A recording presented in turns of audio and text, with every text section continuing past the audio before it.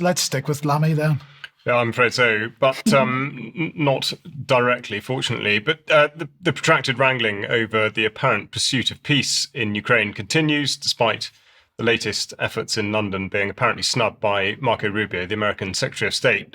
Both he and David Lammy have taken to Twitter to put a positive spin on it, as though to suggest that there may really be a desire for peace and not an intentional prolonging of the conflict in order to extract the maximum benefit for the bankers and those with a hand in the reconstruction game. Now, Ukraine and the United States have signed in principle an agreement which will tie together the plundering of the country via the depletion of its minerals and its opening up to globalist corporations. Somewhat discordantly, the Ministry of Defence has just announced a new capability which, at just 10p a pop, will be able to deal, so they say, with the future drone threat, or specifically a drone swarm. This is how they're describing the latest directed energy weapon.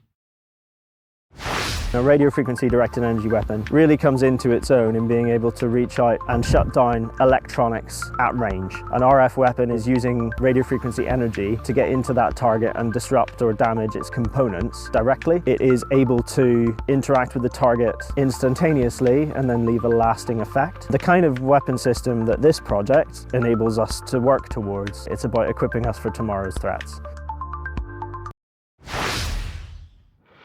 And just how effective it will actually be and how it compares with the similar systems elsewhere remains to be seen. But this should certainly be seen in the context of the carrier strike group departure from Portsmouth, which Mike has just been talking about.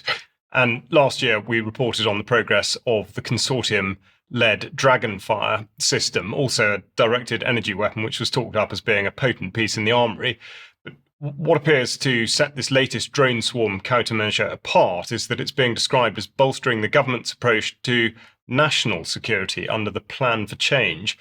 There's no articulation of where the threat by drone comes from, but as the war rhetoric abates where Russia is concerned, the government has switched fire to Iran, consistently reported as being a supplier of drones to the Russians.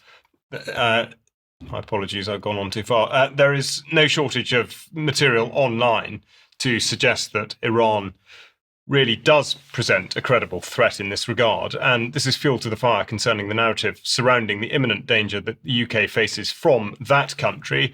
And not only is Iran reported to have a substantial drone warfare capability, but it's believed to have countermeasures, in this case built and supplied by a Chinese company. Now, whether or not this latest bit of kit will be or is already a part of the carrier strike group deployment, not clear. The government's announcement about the directed energy weapon states that it is in response to the changing nature of war. However, as this graphic from the Kyiv Independent shows, the nature of war never changes, spoils to the victor, and the only thing not quite clear at the moment is exactly who the victor will be. It just seems unlikely to be the Ukrainian people.